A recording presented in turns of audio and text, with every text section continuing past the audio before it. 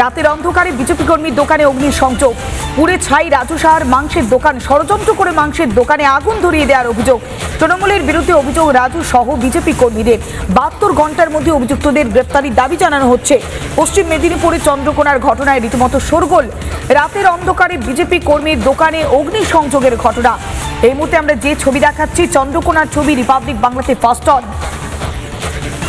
পুড়ে ছাই হয়ে গিয়েছে বিজেপি কর্মী রাজু সাহার সেই মাংসের দোকান। ষড়যন্ত্র করে কেউ বা কারা মাংসের দোকানে আগুন ধরিয়ে দিয়েছে। তৃণমূল কংগ্রেসের বিরুদ্ধে অভিযোগ করছেন রাজু সহ বিজেপির অন্যান্য কর্মীরাও। 72 ঘন্টার মধ্যে অভিযুক্তদেরকে গ্রেফতার করতে হবে, এই দাবি জানাচ্ছেন বিজেপির কর্মী সমর্থকরা। পশ্চিম মেদিনীপুরে চন্দ্রকোনার ঘটনায় রীতিমতো শোরগোল পড়ে যায়, কেননা রাতের অন্ধকারে কেউ বা কারা বিজেপি কর্মীর দোকানে অগ্নিসংযোগের মতো ঘটনা ঘটিয়েছে কাঠগোড়ায় তৃণমূল কংগ্রেস। তদন্ত নিচ্ছি, পুরো পুড়ে গেছে, সব পুড়ে ছাই হয়ে গেছে আমার দোকান।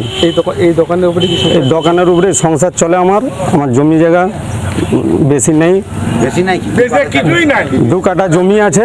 কিছুই নাই বলবি। হ্যাঁ, এই ব্যবসার উপরে সংসার চলে আমার। সমর্থকে আছি, কিন্তু আমি কারোর সাথে কোনো ঝামেলায় থাকিনি। মানে কেউ ধরিয়ে দিয়েছে। হ্যাঁ, কাকেও দেখতে পেয়েছে না, দেখতে পাইনি। এখানে ক্যামেরা ফুটেজ আমরা দেখব, মানে যে করেছে তার শাস্তি হোক। আর সম্পূর্ণ পরিকল্পনা করে করা হয়েছে, কারণ রাজু আমার দলের সক্রিয় কর্মী। ভোটের আগে থেকেই টার্গেট করে ওর জায়গা নেওয়ার চেষ্টা করেছিল একটা অন্য জায়গায়, তো তখন থেকেই ওর প্রতি নজর রাখছিল। কালকে যখন রাতের অন্ধকারে সবাই ঘুমিয়ে পড়েছে, সেই সুযোগ নিয়ে এটা করেছে। তো যারা করেছে তাদেরকে বলে দিতে চাই যে বিজেপির এই নিরাপত্তাকে যদি তারা দুর্বলতা বলে মনে করে, ভারতীয় জনতা পার্টি এর ইলাজ করতে তাদের 10 মিনিট লাগবে।